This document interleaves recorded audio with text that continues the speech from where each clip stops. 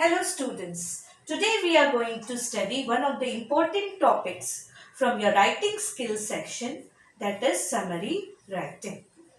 What exactly is summary? Summary is a brief account in your own words of the given chapter, of the given passage, or it can be even a book. Summary actually gives a brief account which is objectively written in short of the given passage or given extract or a given book or article. So today we are going to see about the do's and don'ts of writing a summary. Some of the things that you should keep in mind while writing a summary, which will make your summary good enough. So we are going to see some of the do's and don'ts of writing a summary. First of all, we will see what should be there in your summary. Most importantly, when you are writing a summary, the first aspect is that you should understand the passage. If you haven't, you will not be able to write a summary. So, the first important thing is read the passage at least 2 to 3 times.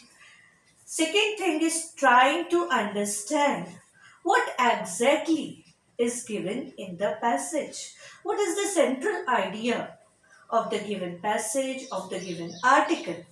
So first thing is read it. Second thing is try to understand it. Now, it is not easy to understand what is given. So what you are going to do to make it, how you can make it simple for you? You can ask questions to yourself. What is the extract about? What is it talking about? What examples, what explanation is provided about the topic in it? If you will ask these simple questions to yourself, you will be easily able to understand the given extract, given passage or given article. So, first thing is that you will read at least 2 to 3 times.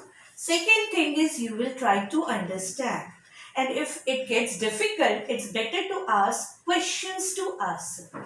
What we are reading, what information does it provide, what explanation is provided to strongly explain the topic at hand. If you will understand this thing, you will be easily able to write the summary. Remember one thing, you can't summarize if you have not understood the given extract or the passage given. Next thing is when you are writing, first you read, second thing you try to understand whatever is given, third thing is you are going through it again and again by asking question. Now you start writing. Whenever you are writing summary, some of the things that you should keep in mind are, first thing, this is an account of what you have understood. You have to write it in your words. So when you are writing it in your words, you have to give it a definite starting. So, summary, whenever you are writing, how you can write it in an effective way?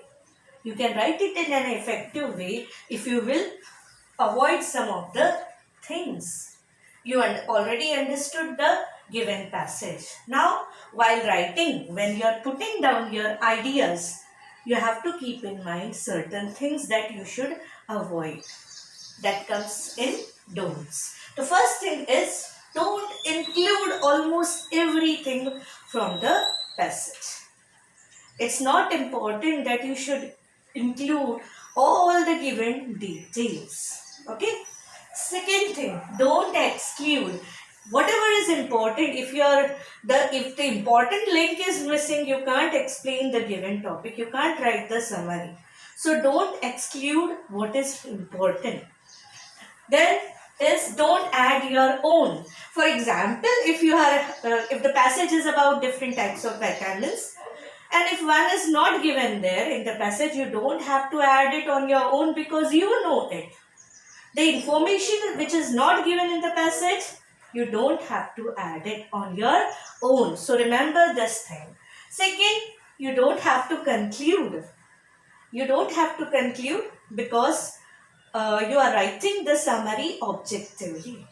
You don't have to conclude, you don't have to give your own explanation by adding your own information and then concluding your personal thought. Okay?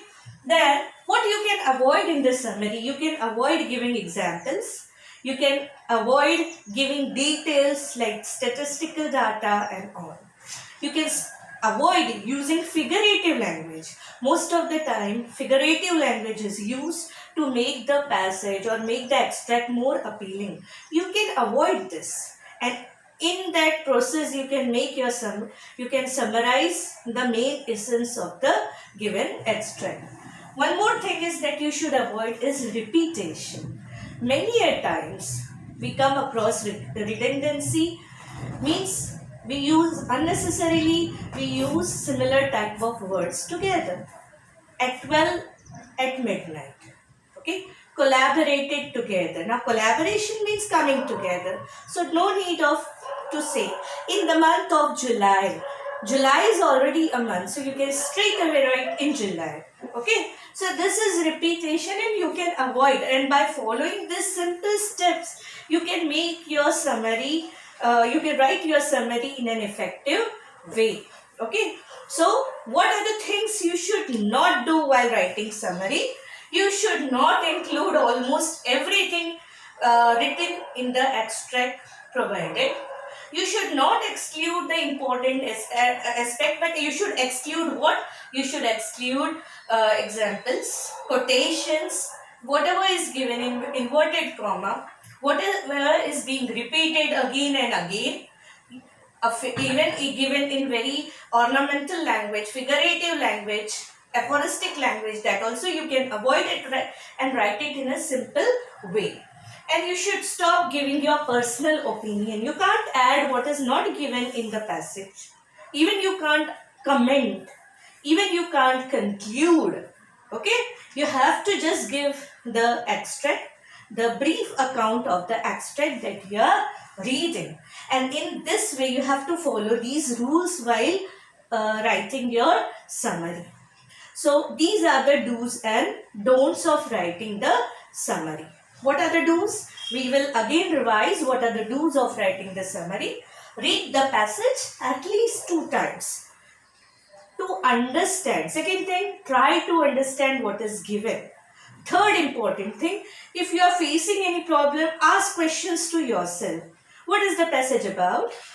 What background is provided? What things are given in detail? Okay, you ask these questions to yourself. Fourth, you avoid certain things. You avoid certain things means don't include almost everything. Don't repeat. Don't use aphoristic language, figurative language. Don't use statistical data, repetition, explanation.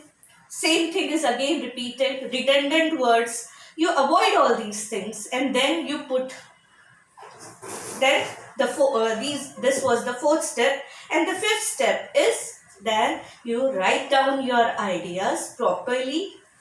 Okay, when writing, what are the things that you will keep in mind? So these were the do's and don'ts that you kept in mind while writing the summary. But what are the features of a good summary? Means now when you are putting it to paper, there are certain things that your summary should have. Okay? Give it a suitable title. Give a suitable title.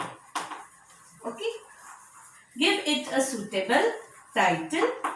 Now, how you can understand the title? Obviously, if you have understood the extract, you can easily give the title. After giving the title, when you are writing the draft, keep certain things in mind. What are those things? That you should not change the sequence of ideas provided. You should write your summary in the same sequence. You should not conclude. You should not repeat. When you are writing the summary, keep in mind that you have to use one tense throughout the summary. You can't use first sentence in different tense and second in different. If it is not likewise, information is not given in the passage. Use write in brief, including only the essential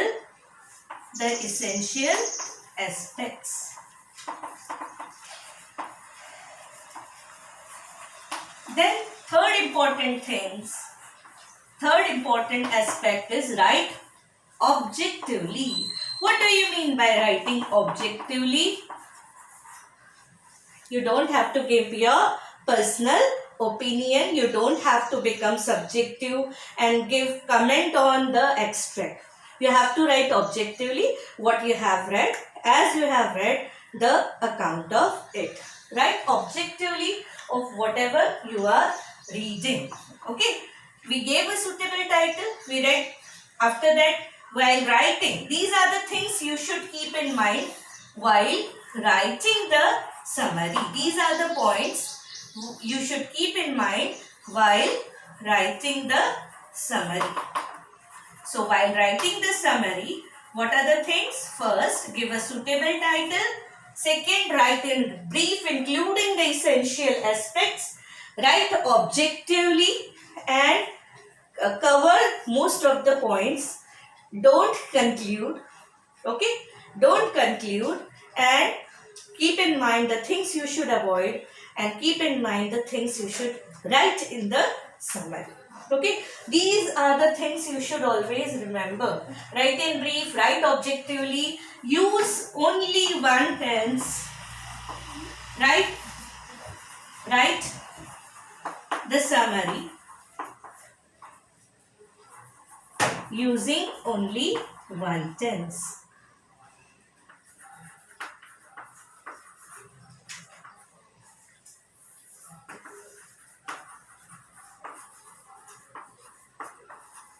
Don't change the tense. In first sentence you are using present tense, in the other sentence past tense. Usually summary is written in simple present tense. The passages are usually in that format. So you try to write it in, but depends what kind of extract has been given to summarize. Okay. Then keep this in mind and write your summary. And most important aspect, brevity, compactness. Your summary should be brief. You have to add only the essential details from the extract. Compactness is the essence. Brevity is the essence of summary. So, keep that thing in mind while writing summary. Okay.